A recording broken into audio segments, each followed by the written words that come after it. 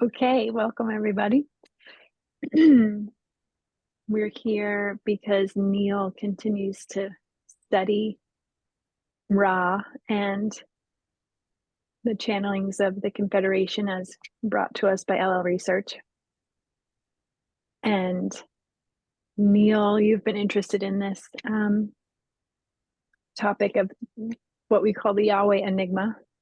So you've been pulling some information about that together. So we're going to check out what you've been pulling together. And before we do that, welcome, Caroline. Before we do that, I'm just going to help us to set the container. So let's just begin with a little prayer and meditation. And I just invite us to connect to our hearts.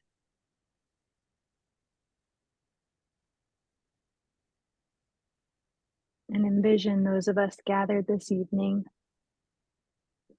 with our cameras on and our cameras off in a circle.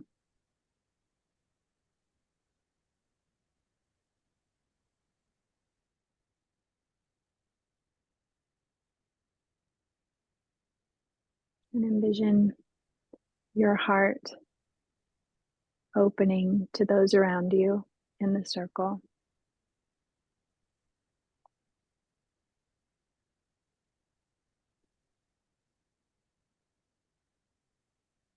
And our intention this evening,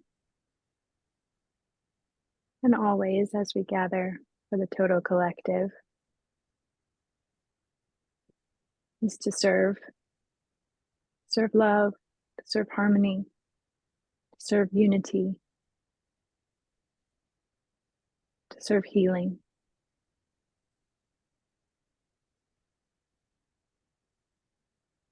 And as we gather this evening and interface with this material, may we stay in touch with those intentions and seek to understand one another in such a way that brings about those intentions.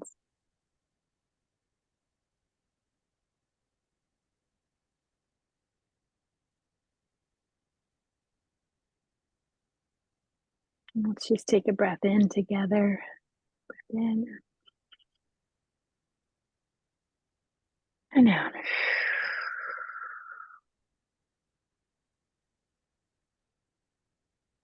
Thanks for gathering in this way, y'all. Love you.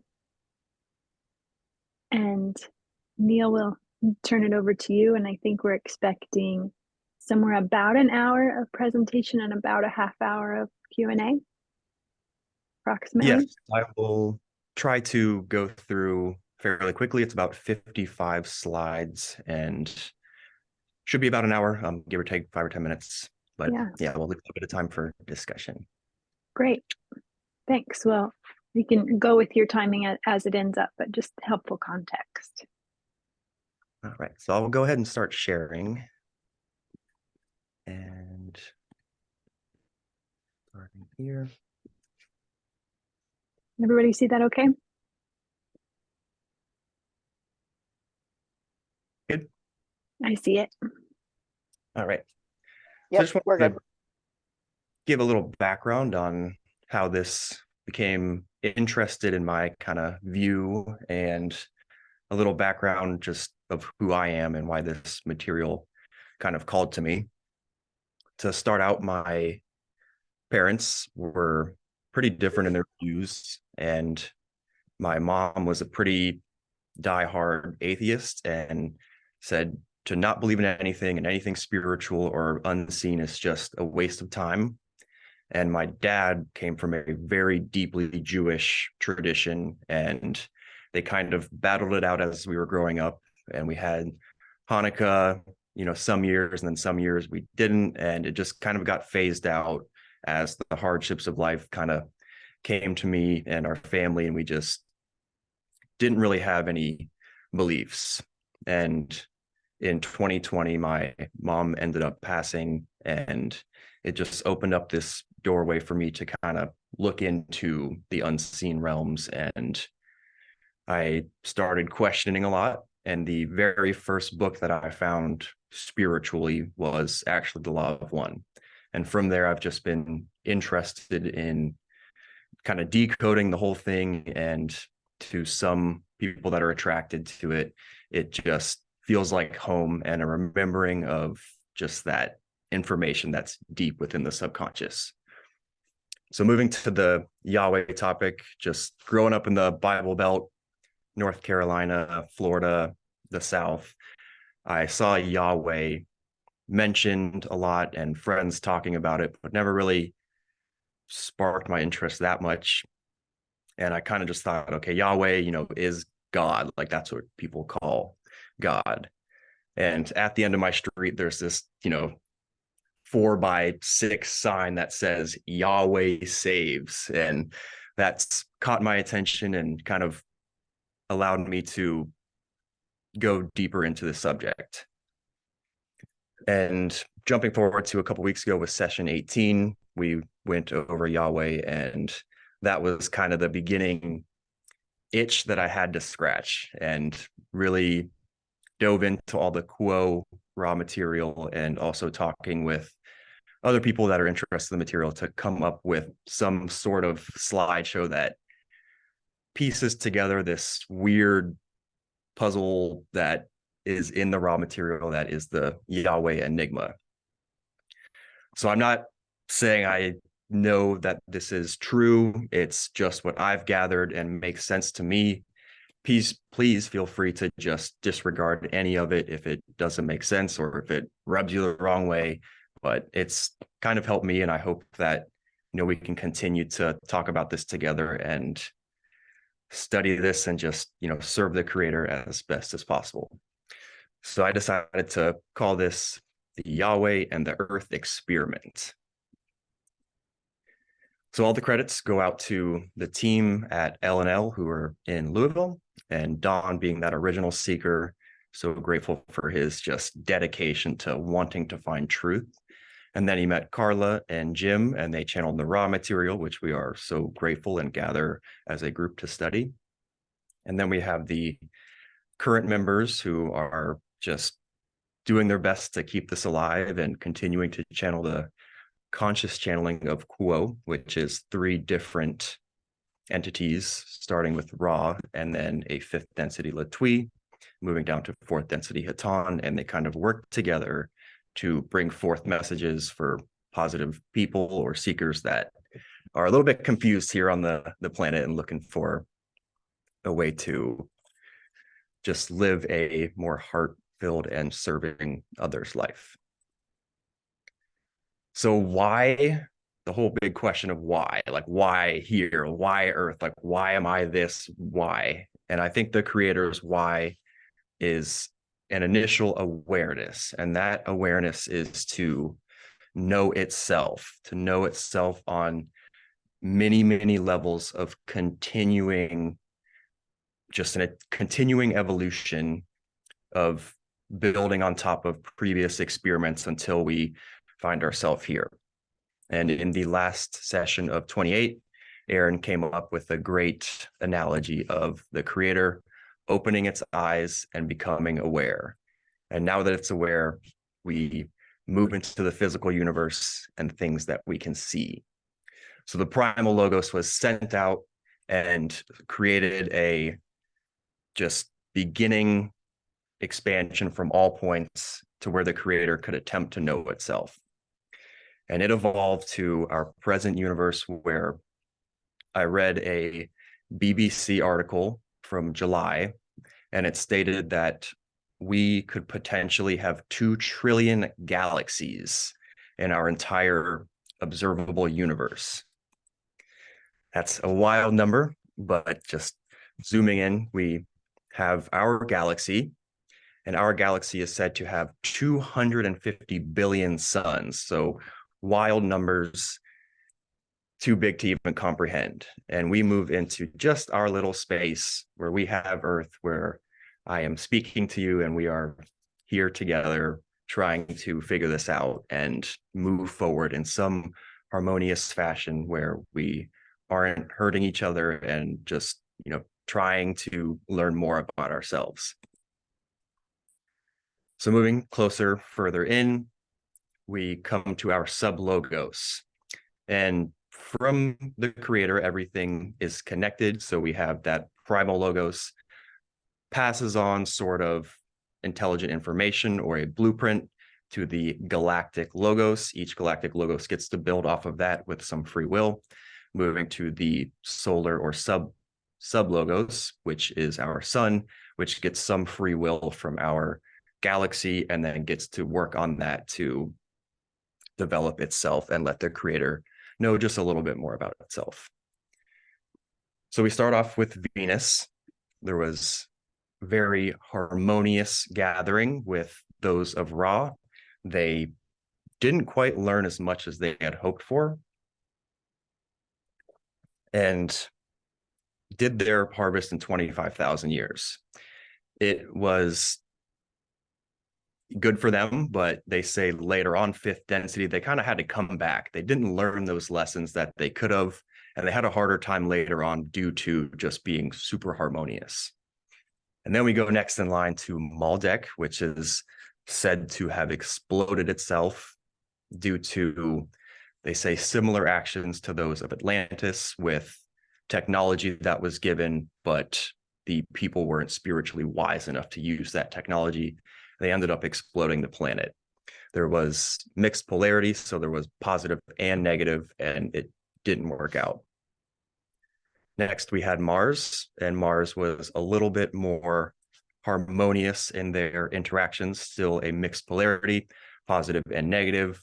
But as we know, the Martians aren't there, and their atmosphere is said to have just been inhospitable to the third density life, and they entered their third density kind of midway and are just stuck and needing a new place to go. So moving to the Earth, where we are now, could be fourth in line or the kind of third density of our solar system. And we can see that these energies are still playing out. We have a positive and negative, a mixed polarity, and things are just, I think we're right on the cusp of, trying to end this desire for war and hurting each other and hopefully waking up to a mistake, not or a perceived mistake that has happened on two other planets.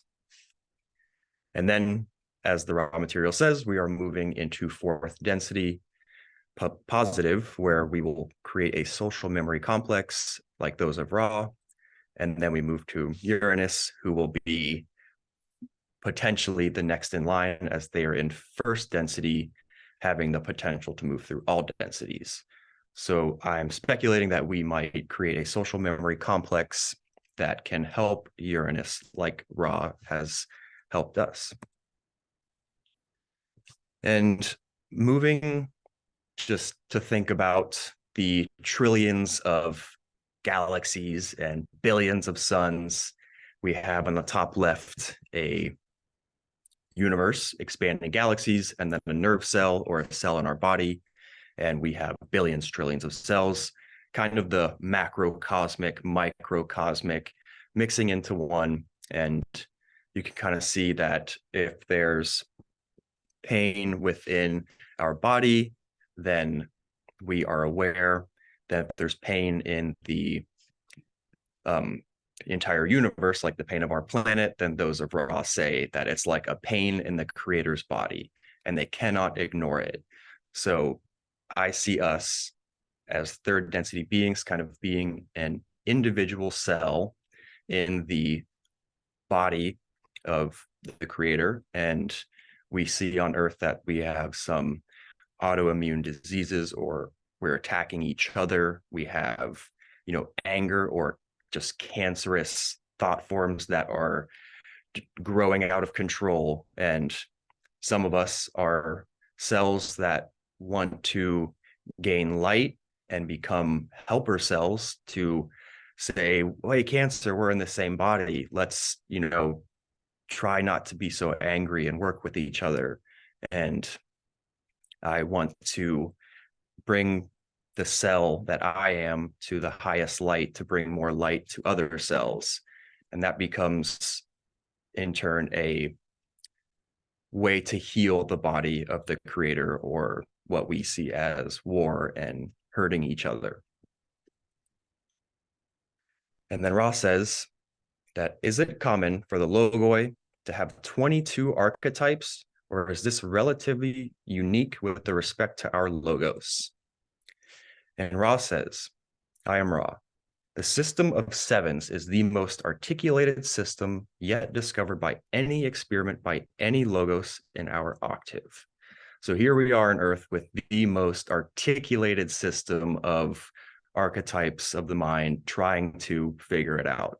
And I thought that was a pretty mind-blowing thing, that we are the most articulate part in this experiment, you could say. The 7 plus the choice is the greatest number, which has been used by our knowledge by logoi. So another Ra quote I wanted to start off with is Dawn asking, so third density then, it appears, is compared to the rest of the densities, all of them, nothing but a uniquely short period of what we consider to be time, is then for the purpose of this choice. And Ra says, the choice is, as you put it, the work of a moment, but is the axis upon which the creation turns. So all we have is the present moment, and catalysts come our way, and we have the choice to choose to be loving service to others, trying to do our best to improve and learn from relationships, and really get to that choice, choosing the polarity of service to others and sticking with it, or service to self and going that 95%. But for the group here, and potentially the 15 people that may be interested in this video, I think we're trying to polarize in the positive, and we have the ability to choose in this veiled third density, and that is the axis upon which creation turns. So moving to the Yahweh part, I wanted to just throw a reminder for the Yahweh material that's so just popularized in our religions and societies. And Quo says, when any situation enters the stream of history, it also enters the stream of mythology. What has remained are stories that catch the emotion, energy, and main points of history. The telling of the story with the loudest voice is something that occurs at all times in all phases of history, and certainly within the cultures of your day. So your peoples see Yahweh as God or the God. Within another mythological system, this entity is a guardian. And Yahweh did among your peoples what was within history, and also of the quality that has no place within history. So as you start working within the metaphysical, physical, or space-time, time-space, it's not going to correlate directly with our linear way that we perceive history. Time isn't the same or thought of as our brains can conceive when you're not in the physical body. And Ross says a lot of times, like, we have trouble working with your idea of time and your years and how you conceptualize that.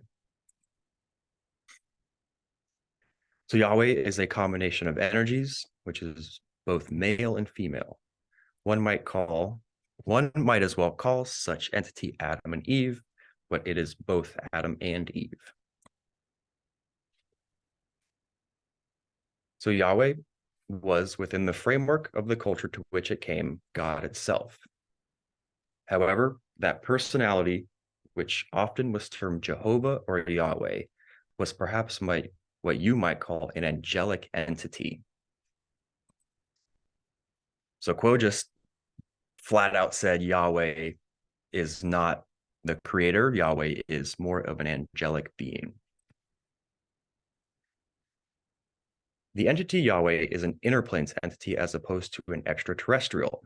So an inner planes and not and extraterrestrial as opposed to those of Ra and other Confederation members, but an inner planes being.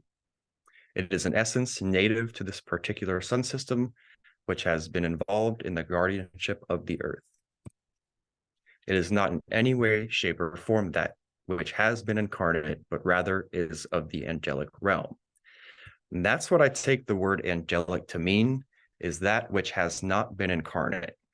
And you could say the same thing for elementals or trees, like the nature spirits. They may see us as very destructive and just confused at why we act like this. And they are of an angelic energy because they haven't incarnate or understood what it's like to be behind the veil and just forgetting what you are. So moving to Mars. The entities of the Red Planet were attempting to learn the laws of love. However, the tendencies of the people towards bellicose actions caused such difficulties in the atmospheric environment of their planet that it became inhospitable for third density experience before the end of its cycle. In a separate quote channeling quote says that their practices of government are very similar to those that you have now, where the 1% are in power and kind of this structure of dog eat dog world, only the lying politician's going to make it further, and there's just sneakiness and not those laws of love, you could say. And with our own science, we can see that the atmosphere is indeed a lot different and inhospitable to what we would consider third density.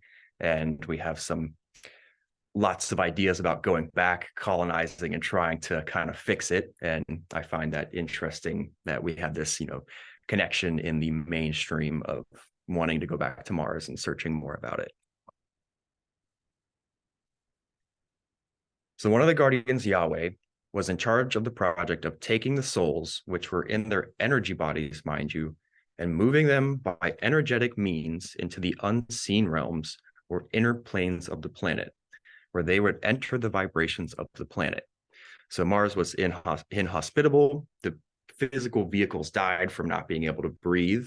And then the energy body or soul, you could say, moved into the inner planes of Mars.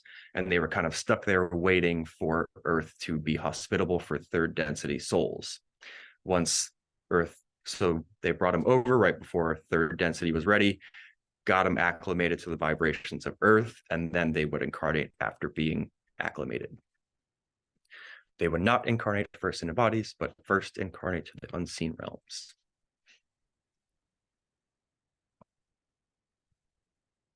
There is a legitimate extraterrestrial aspect to the energy that is harmonized with the inner plane's thought forms, which are the genetic changes made 75,000 years ago when those of Mars came to the Earth sphere. So quote was stating that when the transfer was brought over, there was a extraterrestrial mixture kind of brought in from the Martian souls and then incarnating into the human souls. So here's a channeling from Monka, and this was done in 1986. And they say that our relationship is that of brothers and sisters within the Confederation of Planets serving the one infinite creator. We worked closely with Yahweh for a great span of time, and mostly with the transfer of souls from the planet Mars. We attempted to be of what service was possible, and it is not our proper role to save the population from the tribulations it chose. Thus, we guided where possible and sent light where possible and healed wounds that we were asked to heal. So I think this is, for me, they're basically saying, we're not going to come down and beam you up and save you. You guys are, learning, there's free will, and we just want to give you information on how to kind of heal the wounds that we can. But then there was a disagreement. And at that time, a difference of opinion that many other Confederation entities and guardians felt appropriate to voice the free will of the entities of Mars had been abridged. Too much emphasis had been placed upon their superiority in ways compared to their previous experience on Mars. So they are having something that happened and they are superior when incarnating upon planet Earth. And this created the need for a quarantine to block out any incoming energies that were going to influence them and just let those energies play out. So there was a disagreement between Yahweh and working with Monka, and then you could say those of Ra and others in the Confederation kind of coming to a galactic disagreement and sitting down in front of what I would, in my mind's eye, I see as like a council with chairs, and then people are up in the stands and they're all having a big kind of debate. So what did they do? The Guardians improved the facial features a bit more carefully. They altered the body so it'd be able to stand upright, improved the dexterity of the physical vehicle, especially in the hands. They created a larger capacity within the mind. In essence, created a new and improved great ape body, which looked a great deal like the one you are now enjoying. They did not anticipate that the people themselves, through their own free will, would feel that they were special. But some of the other Confederation members, said, yes, they will. They are different. They will feel special. And that's why the quarantine was set up. They were aware that their intellect was more powerful than the other great ape species that inhabited Earth at that time. They felt privileged and special, and they created within themselves an attitude of better than. So Yahweh, after that, incarnating, having the disagreement in the galactic council of trying to, state why they did it and others disagreeing, Yahweh then became aware that the work they had done had not been the results that they had hoped for. The entity moved into a time and space of deep and devotional meditation and prayer, asking how it could begin to make its amends for the mistakes it had made. So again, I think that Yahweh perceives these as mistakes that they did because they don't have incarnate knowledge. They're an angelic being of the inner realms, as Quo stated, and they haven't incarnated behind a veil like those of Ra, you could say, could or had. So the Martian populated incarnated 76,000 or 75,000 years ago in what you would call the Middle East and parts of Africa first. And I would say, there's all the Holy Land and areas that are connected as kind of being the birthplace and very special areas of the earth that people are wanting all for themselves and feel some connection to the area. So Don asks, can you tell me how Yahweh communicated to Earth's people? I am Ra. This is a complex question. The first communication was what you would call genetic. So that was the genetic cloning of Yahweh bringing some of their DNA, or you could say blueprint, and passing that into the Martians, and the Martians incarnating with a little bit of the Yahweh gene. The second communication was the walking among your peoples to produce further changes in consciousness. And the third was a series of dialogues with chosen channels. Can you tell me how these genetic changes were? Can you tell me what these genetic changes were and how they were brought about? Ross says, some of these genetic changes were in the form of what you call the cloning process, or making us from the ape-like body to more Homo sapiens.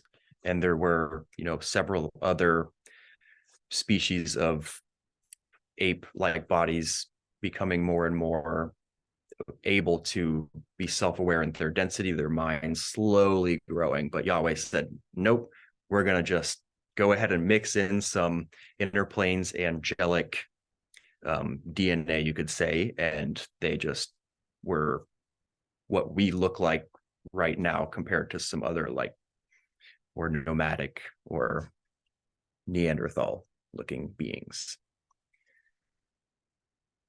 So the entities incarnated in the image of Yahweh. And the second genetic change was a contact of the nature you know as sexual, changing the mind, body, spirit complex through natural means of the patterns of reproduction devised by the intelligent energy of your physical complex.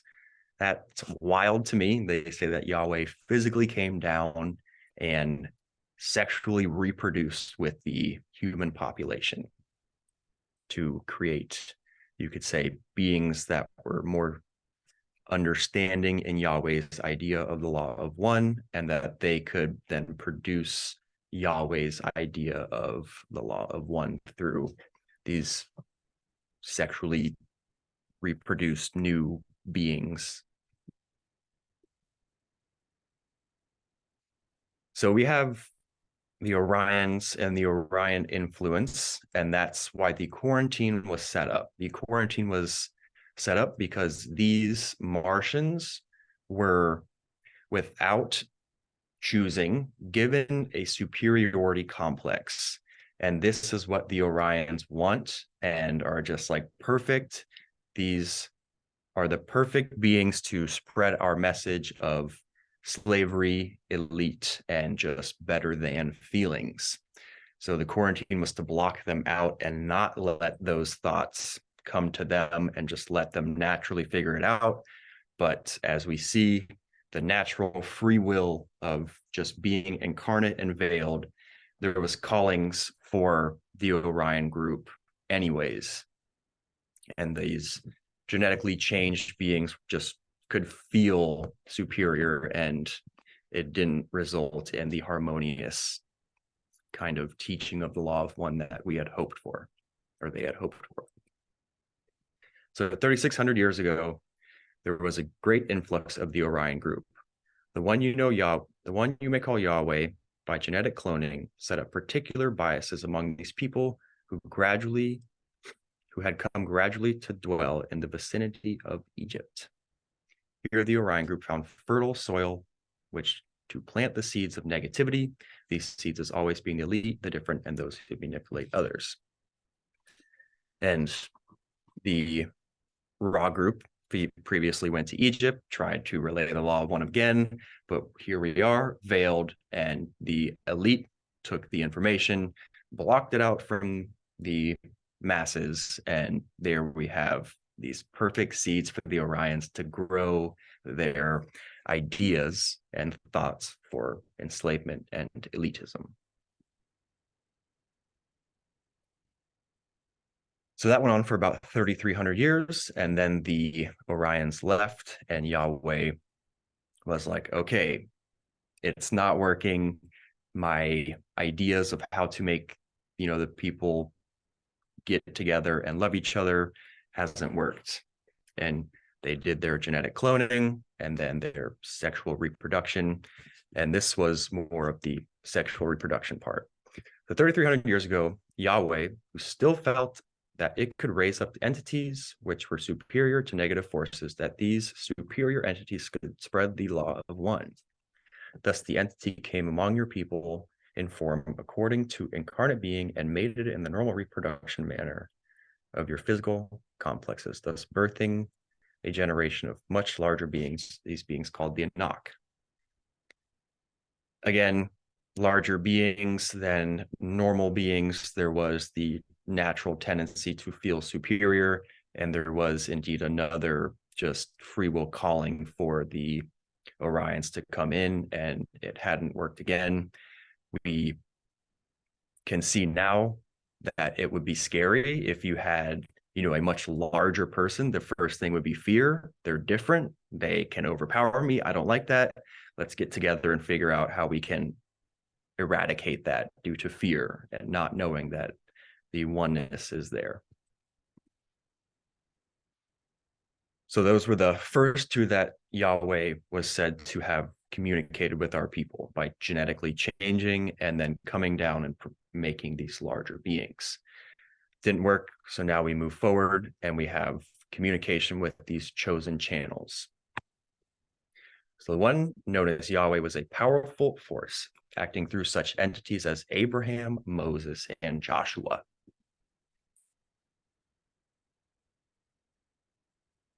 Jim asking, quote, I was wondering if you could add to what those of Ra said about the Prophet Muhammad being a messenger of the law of one. We are those of, quote, my brother.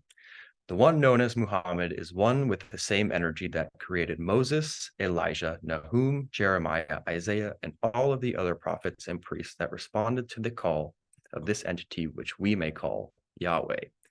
So Yahweh is still an angelic entity and wants to spread the law of one, do good, find a harmonious, just group of beings that can live in harmony and kind of have the harvest reach maximum kind of numbers and bring that information back to the creator. So can you tell me specifically what allowed the most serious inroads to be made by the Orion group? Ra says, specifically those who are strong, intelligent, have a temptation to feel different from those who are less intelligent and less strong. This is a distorted perception of oneness with other selves. It allowed the Orion group to form the concept of the holy war, as you may call it. This is a seriously distorted perception. There were many of these wars of a destructive nature. And the so-called prophets were often given mixed information, but the worst the Orion group could do was cause these prophets to speak of doom, as prophecy in those days was the occupation of those who loved their fellow beings and wished only to be of service to the Creator. So the prophets are getting a positive Yahweh message, and the Orions are coming in and saying, here's another message. Everyone is going to die by 2012, and if you don't make it, then you don't make it and you live in an eternal hell. The earth is going to end and you have to make the grade. A very fear-filled prophecy of doom, they say. And that's why I give a lot of credit to Carla for coming up with the challenging process and really making sure that she knows who she's talking to in this very crowded universe, you could say, with all polarities and very wise negative beings waiting to influence. So that challenging and making sure you know the message is positive is very important. So I was wondering, how could a very extremely positive being back in the day get a message and then be swayed so far the other way into a different message of doom? And the Orion Empire had an emissary that was of your fiery nature, which was hidden by the cloud in the day. This was to obliterate the questions of those seeing such a vehicle and to make it consonant with these entities' concept of what you may call the one infinite, what you may call the creator.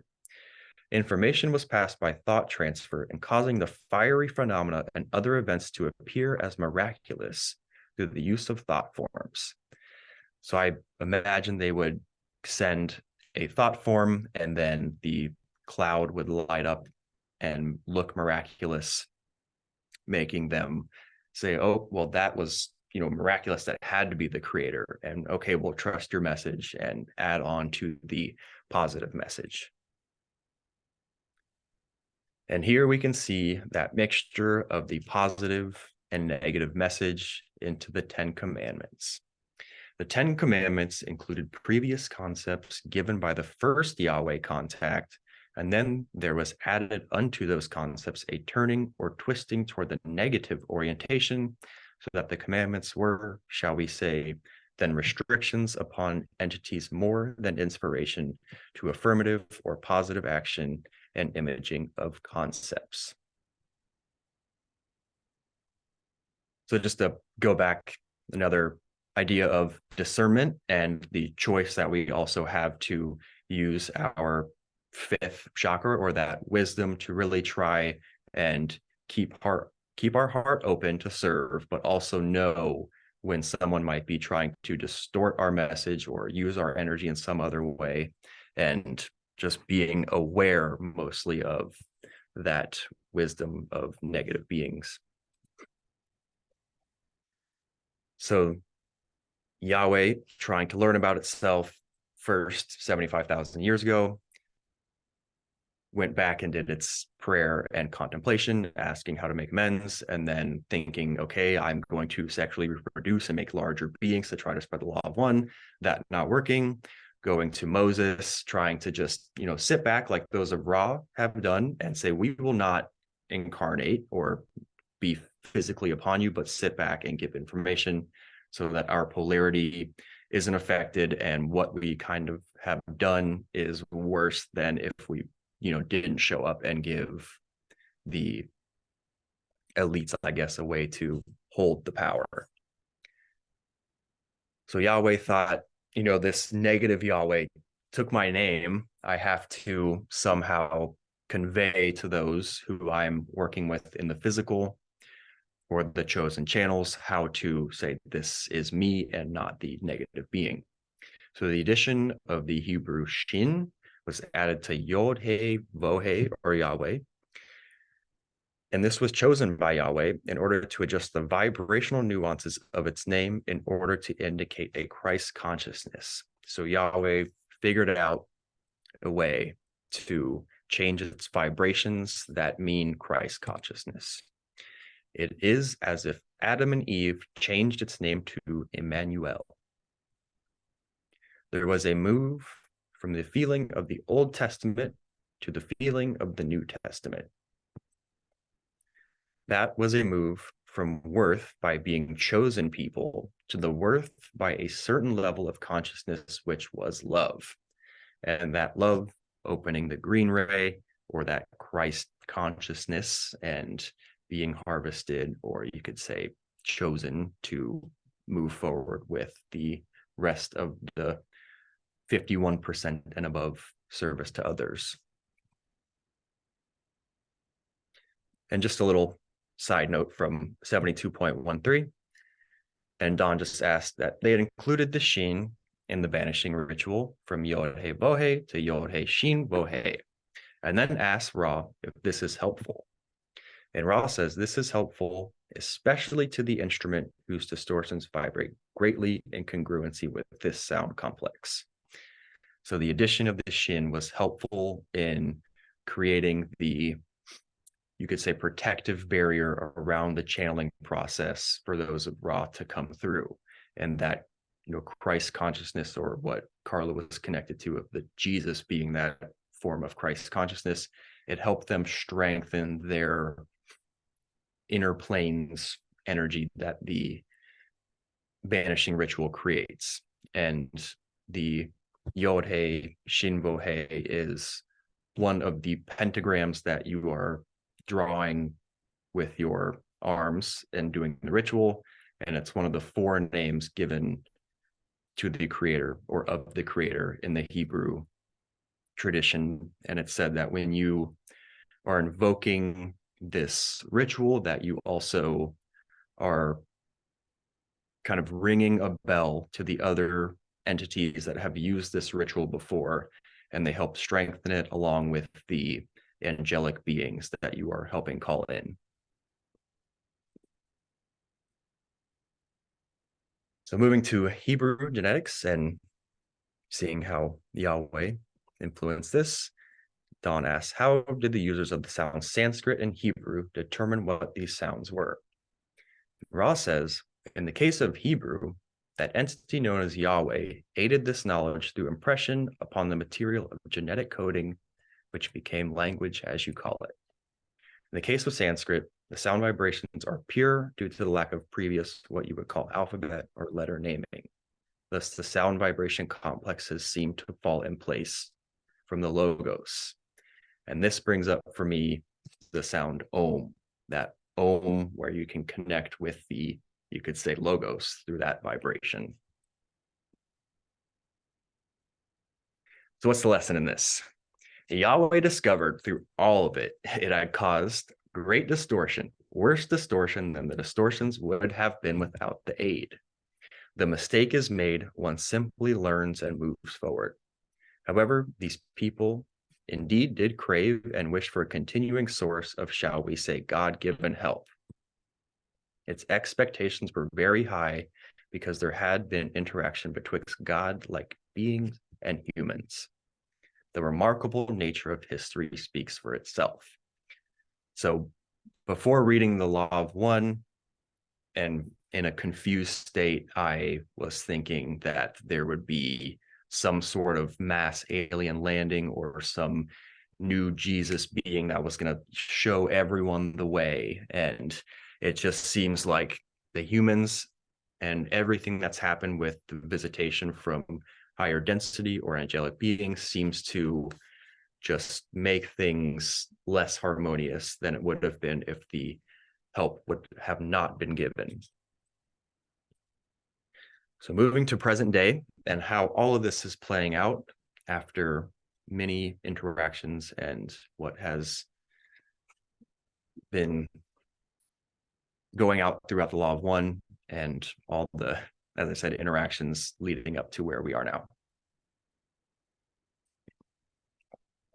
So on Earth, there is a tremendous amount of group karma having to do with the fact that so many who are attempting to graduate from third density on planet Earth have in the past on Sirius, Deneb, Mars, Maldek, or Atlantis destroyed their environments. So not that they are just repeating third density from a different planet, but going so far to destroy the planet that they're on, which is almost, in my mind, a suicidal way to view the just destruction of the home that you're in. You may have wondered why there is such a multiplicity of takes on how to serve the Creator and how to know the Creator. The answer lies deep within the history of your planet and deep within the minds of its people. You have among you on planet Earth 16 different archetypal minds. They vary in seemingly small ways, yet the cultures produced by these archetypal minds vary widely in the way perception works. So we have 16 different archetypal minds, and I would say that we have 16 potential different races or different planets that have gone through a third density, haven't been able to graduate and needed to come to Earth. And I think in some like new age circles that it's like, oh, Earth is a prison planet, Earth is where all the bad people go. I don't think so. I think that this is on the creator's idea of wanting to get to know itself, a plan that our Council of Saturn and just these other beings are working towards, that will allow the creator to know itself better with everything going on and just this seemingly strange mistakes, you could say, in our history. So your sub-logos used a great deal of free will and a heavy veiling. So I would say that our logos had the blueprint for free will and the blueprint of veiling, and our sub-logos decided, let's take it a step further and go with a lot of free will and very heavy veiling. And this makes it so that it takes actual effort for most people to retrieve their memory from the larger picture that moves beyond one incarnation into the grand design of creation itself and you as citizens of eternity. So we are not saying that the creator has not gained a rich harvest of new information about itself from this particular design of creation. However, it does seem that the conditions of this design are unusually likely to produce the thought pattern of aggression in order to get one's way. So when we move forward, the largest macro scale, the creator, when we merge in seventh density, we will be able to give the creator or ourselves just new information. And that is the greatest gift when you can think about it in the end. So the spirit of Yahweh is strong and it survives. It is a part of that mixture of light and dark, which makes up all that there is. In other words, we are saying that entities continue to have a choice between the many laws of moral rectitude and such a logic as Yahweh's. The Spirit was before the one known as Jesus the Christ. And I want to take a little side note, and I would say that the addition of the Shin of Yod-He Shin-Bo-He translates to Yeshua or Yehoshua, the same name that Ra uses in the raw material for Jesus.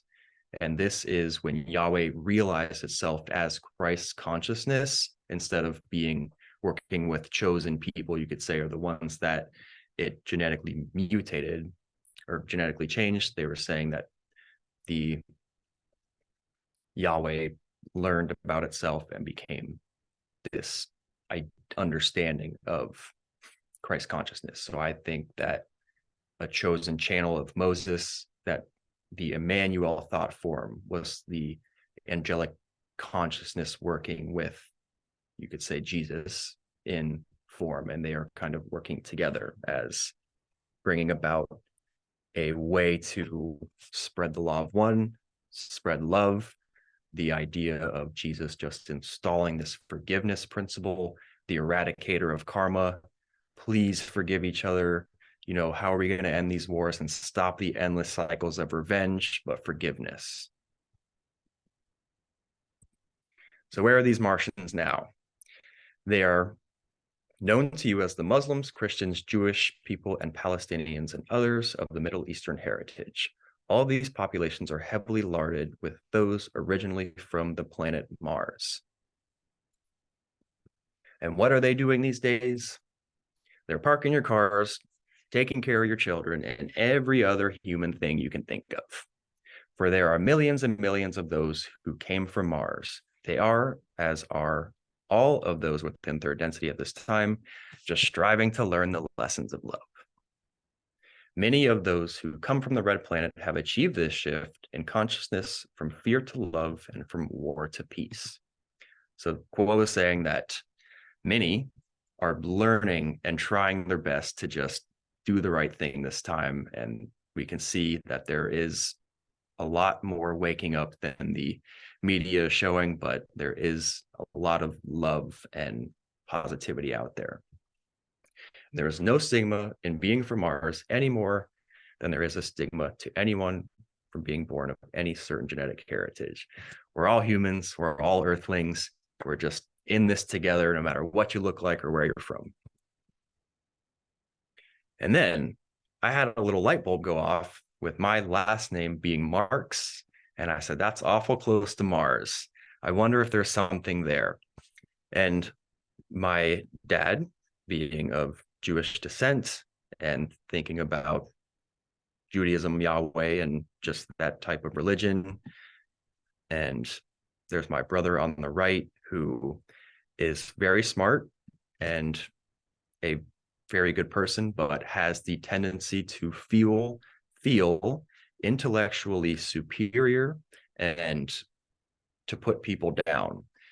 And I am personally trying my best to learn how to set boundaries and use my open heart and wisdom to work with my brother who has done a lot of, you could say, unforgivable and said some things that don't exactly sit well with me, and just learning or finding some compassion that, you know, they're trying their best and they just, you know, potentially have some genetic changes that make them think different. And it is giving me a little bit of a light on our relationship to learn how to, of course, use wisdom, but also love my family.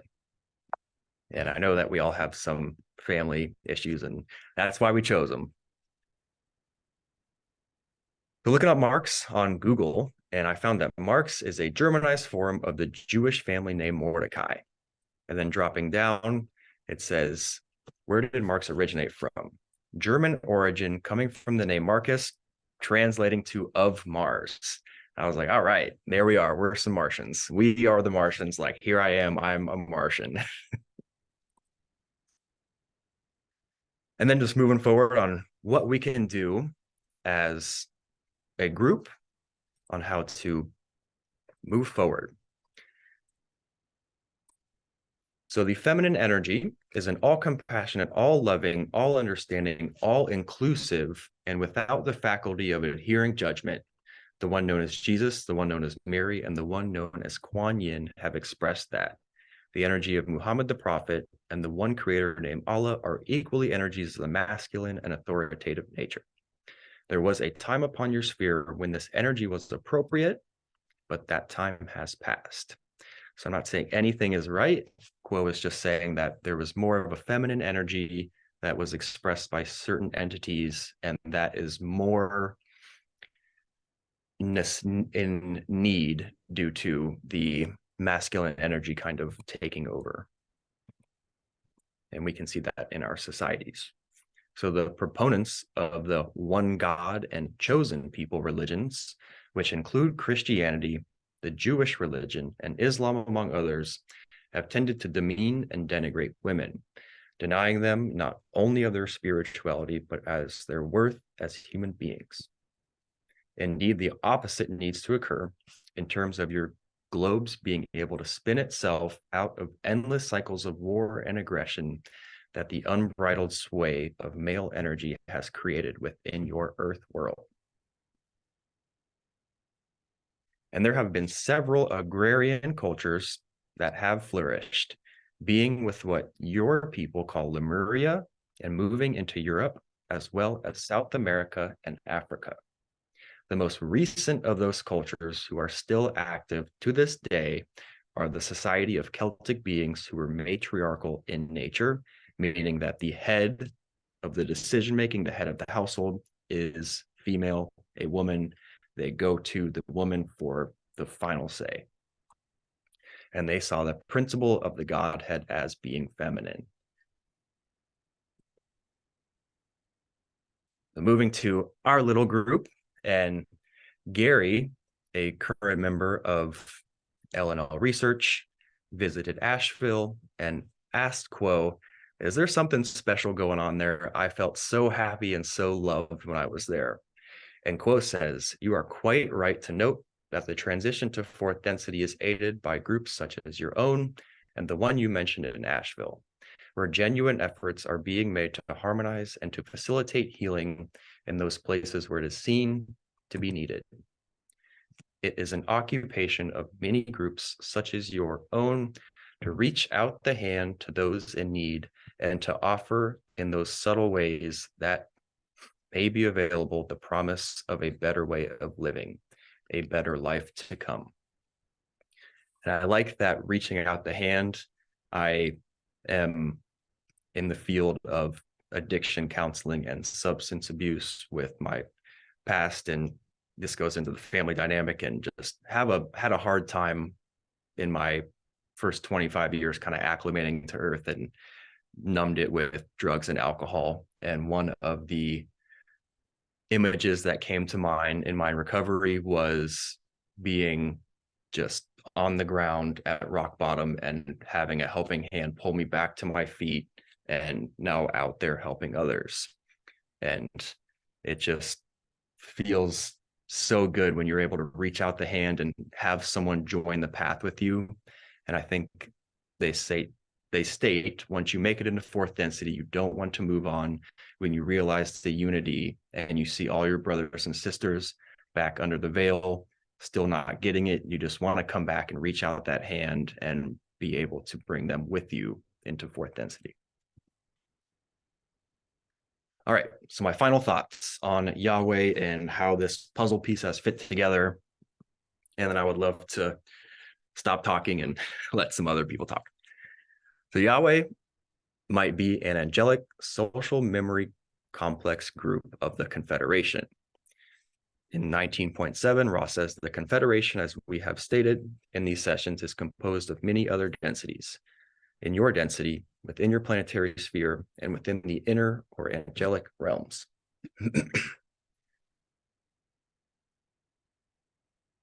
The law of one was named by these guardians as bringing the wisdom of these guardians in contact with the entities from the red planet, thus melding the social memory complex of the guardian race with the red planet. So they're guardians, and we can see down two more dots, the middle or second tier of 24 guardians, or the gardeners of the planet, working under the Council of Nine. And those guardians that Ra describes have a similar description to what seventh density entities do to serve the creator. And they are the light bearers, or the beings on the pathway of light or steps of light as you leave your physical body and you are getting ready to have your violet ray read as who you are as an entity, and you do the steps of light. You, whatever your vibration is, if you earn fourth density, you move into fourth. If you earn fifth, if you earn sixth, that's where you would go. And the seventh density is in charge of making sure that those kind of stay where they are. So sixth doesn't blend in with fifth, and fifth doesn't blend in with fourth. And they just really are in charge of the harvest of souls and transferring of souls, you could say. So I would go, the biggest speculation of all is that Yahweh is the sun itself, or sub-logos, manifest into form to interact with its garden or crop on the planets. So it's the sub-logoic consciousness or inner planes of the sun that have just wanted to help create a harvest for the sun and understanding itself. And Ross states that the sub-logos is co-creator to co-creator with sub-logoi, or us. And it is a mutual learning experience where they give us the first three chakras, or the physical body, the understanding of yourself, and then your understanding in self of relation to others. It is our job as behind the veil incarnate beings, the choice, the axis upon which creation turns, to make that choice, to open the heart, to keep the heart open, to open your wisdom, open the connection with creator, or getting silent and receiving thoughts from your sixth density higher self, you could say, and then channeling the intelligent energy of your crown chakra or your violet ray. And so that is the information that we, as behind the veil, are giving to the sub-logos. So it's a mutual agreement of how to teach the sub-logos about itself. And then as we are harvested back towards the sub-logos and everything's pulled back into the black hole, it's just a big learning experience. And in the beginning, we saw that Ross says that you guys are working with the most complex part that any logo ever has tried to create in the anything we know of every creation ever. And why do we have 16 different planets here? You look at the crazy abundance of second density and just the millions and just different amounts of things here, all interacting to teach the one creator about itself. So what could we do but just, potentially create that 23rd archetype? And Earth is the cutting edge experience of the creator getting to know the creator. And then here's our little group, all trying to just do it together and create a loving space for all to be welcome and to create a better Earth. The end. Thank you so much. I hope that was of some help and made sense. Thanks, Neal. What I do on time. We're doing great. All right. I think let's all first just take a breath again together. Harmonize ourselves. So it's in and out. And just to clarify one piece, I think all of the slides, except for it was just that final slide that was your speculation, right? Other than that, it was all quotes from Quo or Ra or a channeling. Correct. Yeah. So everything was from Quo or Ra, and I don't have any background in the Bible or really anything with Judaism other than relation of family. and the raw material and quo kind of being my only understanding of Yahweh. Yeah. Okay. Yeah, just wanted to clarify that piece.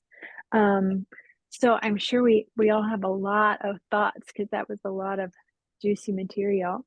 And I'm happy to keep stack if you want to raise your hand or put your hand up with the the little hand up function. I know Sean had a question earlier that he popped into the chat, but I think let's start with just like clarifying questions before we get into discussion. If anybody has questions for Neal. Aaron. Well, it wasn't a clarifying question, but it was just an appreciation. I just want to start with an appreciation. Yeah. Neal, that was amazing. Thank That you. was amazing. Like Yeah, I got to see an Dry earlier run. iteration of this presentation a while ago, and man, Neal has a lot of work into this presentation he gave me. I just have so much appreciation for what you just did, Neal. I actually feel like it's a gift to the world. Honestly, I feel like that was like, wow, a piece of synthesis and Confederation philosophy scholarship that is quite valuable to the earth in this time. Like I just am so grateful to you for doing that. That was awesome. Well, thank you so much. I still feel like as Carl would say, a bozo on the bus, and I'm just an instrument saying what I can, and I don't feel special anyway, but so thankful that it worked and helped you. Yeah. Thanks for saying that, Aaron. I really appreciate it too, Neal. And I see you really using your curiosity, which I take to be one of our greatest tools. Like what am I curious about? What am I interested in? And you really point your curiosity out there and gather the information. Thanks. You're seeking. Yeah, you're seeking. Exactly. Mm-hmm. Sean, did you want to ask your question? You might be busy. Yeah, can you hear me? Yeah. Mm-hmm. So Neal, I really appreciated your interpretation at the end, saying that Yahweh's our son. I think that's really interesting because I mean, in all like we talk about angels all the time, right? And angels are like supposedly like on a different evolution track. They never incarnate. So like that on one hand that makes a lot of sense, but on the other hand, that's like it opens a lot more questions, right? So it's like, oh, like what? So stars. So stars are angels, and we're interacting. The Confederation is interacting with stars, and anyways, the original question I had was this idea of so you said Yahweh's angelic, so by definition that means they're not incarnating. But then there's that passage that like Yahweh walks among the people and mates with humans. So how does that confuse me, right? Like if they're not, so what? So angels are coming down and like getting busy with the people. Like what's going on here? I mean, that's what I read, is that somehow they came down and incarnated into beings, and then that part really confuses me. That and genetic changes done in the inner planes. Like, how do you change someone's genetics and then incarnate from time space into space time, or the physical? Like, that transition of how that comes about is still confusing to me. But with the not being incarnate, they, after that incarnation is when they change to the Shin, after realizing under the veil that they need to not be a chosen people, but to understand the Christ consciousness, or that all loving consciousness. And after their supposed mistakes of trying to raise up a certain population to spread the law of one, that they just needed to spread that a certain consciousness needs to be achieved. But yeah, I don't know if Aaron has anything, or anyone has anything about the way those giants were formed, or how. Yeah, go ahead and jump in, Aaron. That caught my attention as well, Sean, in the exact same way. I'm like, okay, so hang on, because I was just the whole time I was just kind of like trying on the different ideas, that are being presented. Because it has not been my model that Yahweh is a non-incarnate being, did not incarnate. I talked to Gary about this. We had a little exchange on the side, and Gary and I had both shared this sense. If I understand Gary, I don't want to quote Gary, but we both kind of had this sense that like Yahweh was more like Ra than we just learned about. Where like, no, Yahweh is very different from this from that presentation. Yahweh is like, never incarnated, so it's a very different thing. So then when the idea of them walking among humans came about, at first I found myself having a little bit of like like, wait a second, that doesn't make sense, or that doesn't add up. But then I was kind of like, well, why not?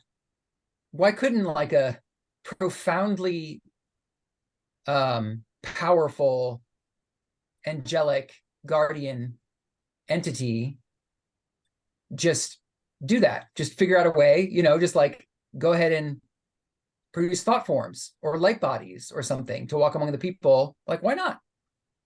And so it seems metaphysically totally possible that they could have just decided that they wanted to do that as their next wave of trying to be helpful, and just kind of figured out a way to do that. I mean, I can imagine a handful of ways that they could have walked among humans. Yeah. And I also just wanted to say that I'm also really interested in this idea that Yahweh is the solar being. Like that really fascinates me. I don't feel like I've landed on, one way or the other, but it's like Sean was saying, like really, that's a pretty powerful like thought experiment. And then I noticed when you said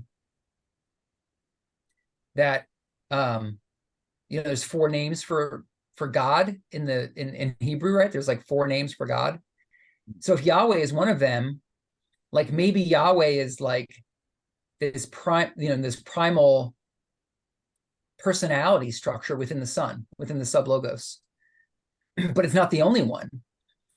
And one thing that comes to mind is Metatron. Like I've heard of this archangelic being called Metatron, who is supposed to be in some way like the father of like like the father of form, the father of like sacred geometry, like the emanator of these primal forms that make up creation. And then I was like, well, maybe that's one of the other Hebrew names of God. Like maybe there are these 4 guardian aspects to the sun or something that each, or maybe not 4, maybe there's another number, but like, anyway, it just was a really stimulating idea to conceive of Yahweh as an aspect of the Logos. And I remember reading Metatron in Quo, and they say that Metatron is the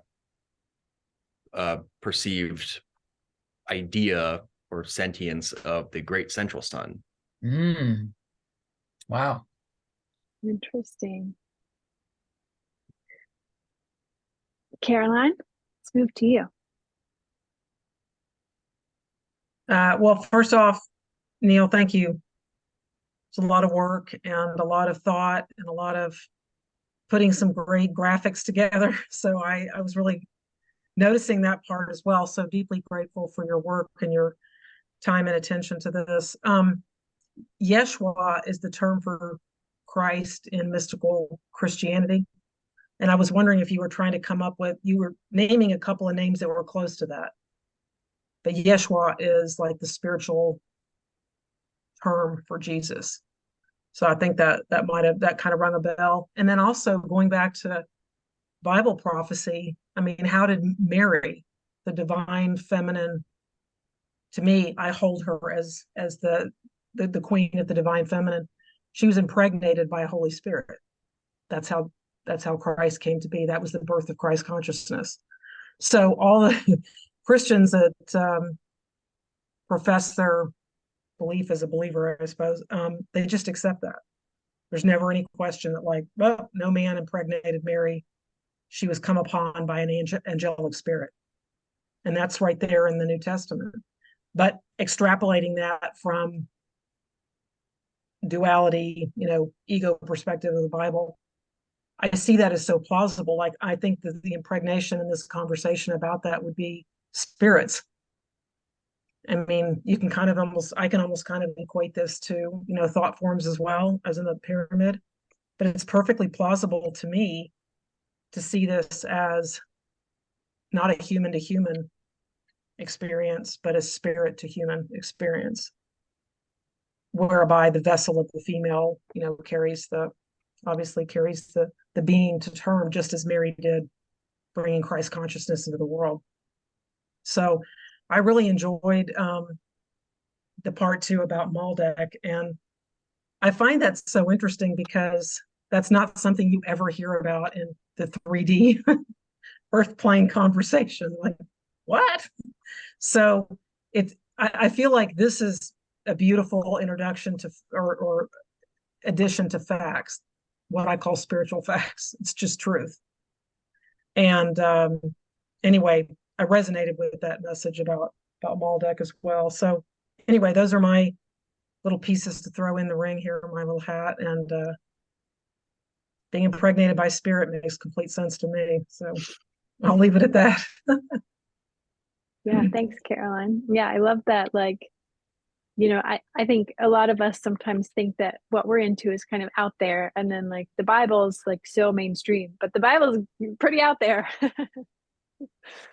But when you really look at it from a consciousness perspective, that's why Neville Goddard is like to me the go-to source for Christ consciousness within Bible applications. He's a wonderful teacher and pointer to like really what the stories are about, and he unpacks all these stories that I saw in a very simplistic, narrow way, and I see them now as divine, beautiful, powerful stories of the birth of our consciousness and the I am presence. So anyway, thank you, Neal, so much.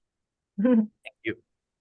And just real quick, I wanted to say about Mary, like with the idea of choice and wondering, did Mary have the choice to bring with her all-powerful feminine energy the Christ consciousness? And without Mary and the feminine energy, there would be no, you could say, Jesus.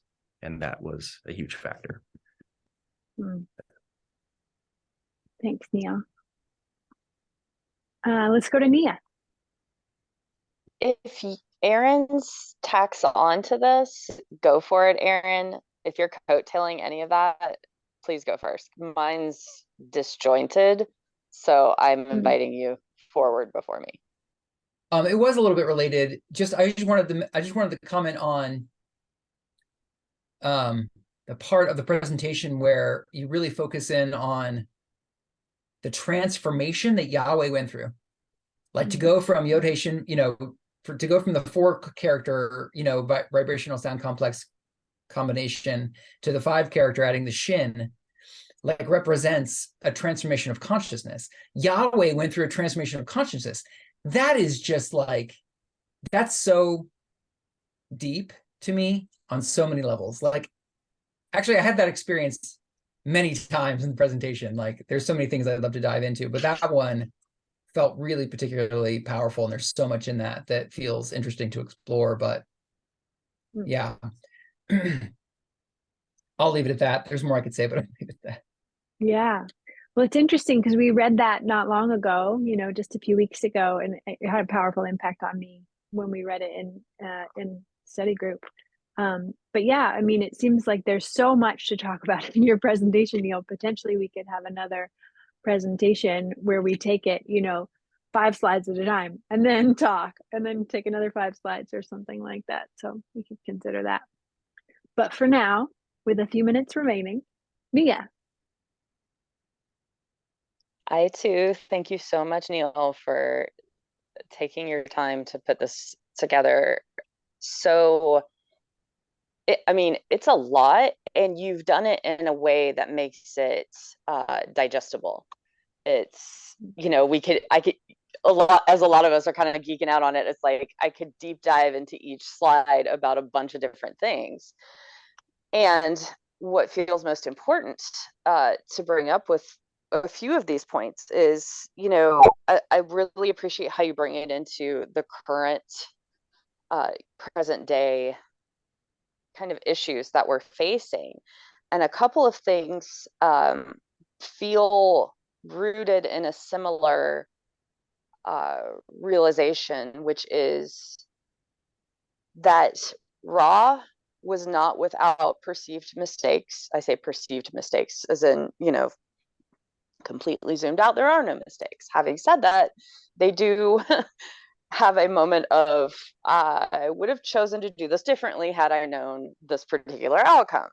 And it sounds like the Yahweh was doing something similar in that they tried the first step was, bringing the souls here, genetically influencing. There was discussion around, did that abridge free will?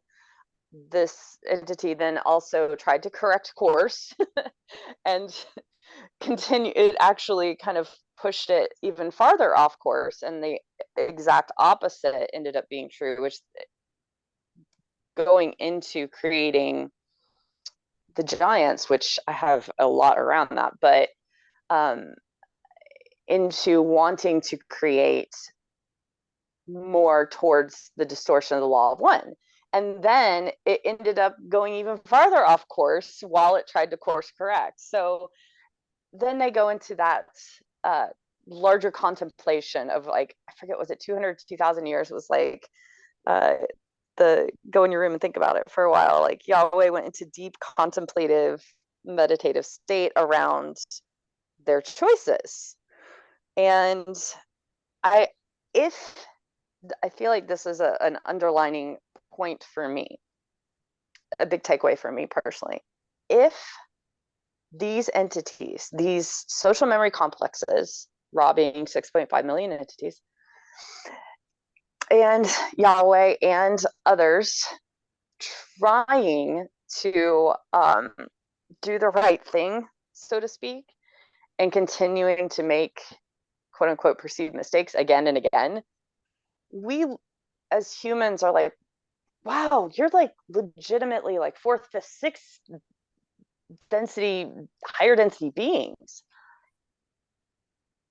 It drives home the point of, if these beings and complexes are not infallible, it makes me kind of have I was able to take a breath and relax a little bit around my own personal expectations and those of us around us. This has been very foundational. This has been a very foundational change in my personal experience with myself and with other selves, that's brought about a level of forgiveness and understanding in ways that I did not have prior to Law of One material.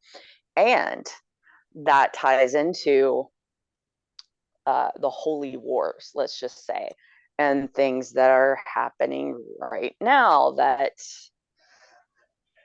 are hard to accept and hard to hold forgiveness in our hearts around these things.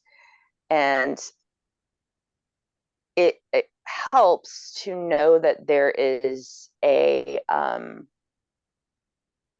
sort of a root, maybe, for that expression, that I think it was one of the slides was talking, like they had been given, they considered God-given information, and then these entities kind of withdrew and were like, oops, we were trying to help, and the more we try to help, the more it gets distorted and the more messed up it gets, and this continues to happen.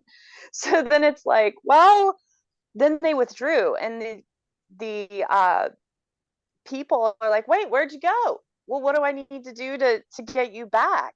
You were so talkative before, and now we're just left to our own devices and figuring these things out. And so our confusion behind the veil and our modern day struggles around even having entities talk to us, even being in a meditative state, putting out the call asking for help. I feel that there were a lot of important points made, like what you said about how Carla was, like she had her methodology of, which was to challenge in the name of Christ 3 times. That's what worked for her. And what the importance of when hearing information from outside of ourselves, of let's say disincarnate entities, are they our helpers or are they our non-helpers, of the Orion influence? And I really appreciated the doom and gloom is an absolute marker for that. If you're hearing end of times, if you're hearing end of days, if you're hearing doom and gloom, that's an automatic no. Like you can immediately go, oh, that's a red flag. I know that I'm not getting a positive influence response. So there were just so many helpful things in how, I mean, we could go on for so long, y'all, around the history and how these fit in, because the holy books, from the Christian Bible to the other Bibles to all the other influences, y'all, that's a mass portion of where our fellow other selves are coming from. And so to have this kind of enlightening lens for some of this is, again, just super helpful for me, and I hope this is helpful for other people too. And yeah, it really helps me with reflection of our, and then the I love that you mentioned the like genetic influence around superiority complexes and such. As like, well, that may be a genetic influence, and it may be a family influence, and it may be all these other cultural influence, and we still have the choice to be coming from an open heart and living law of one principles and working towards that. It just really helps me with the forgiveness aspect a lot. Like, I'm kind of ashamed to be like, yeah, well, that really did make a big difference for me there. But in a positive sense, like, it has allowed a true potentiated different perspective that has allowed, it's one thing to think rationally, oh, I need to open my heart more, I need to forgive, I know I'm supposed to.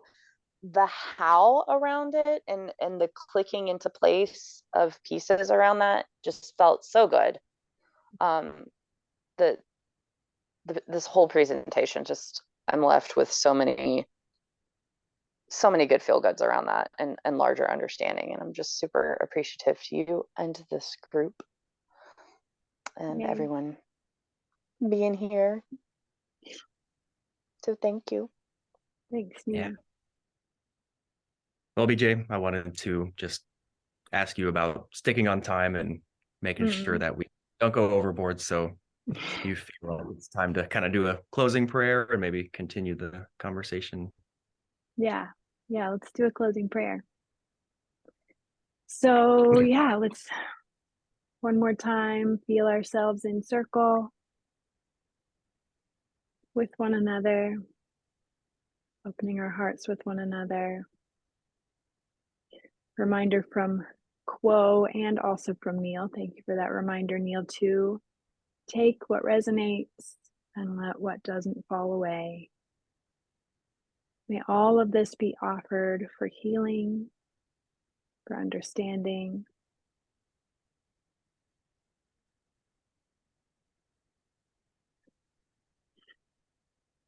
May all of this be done in praise and thanksgiving to the one infinite creator.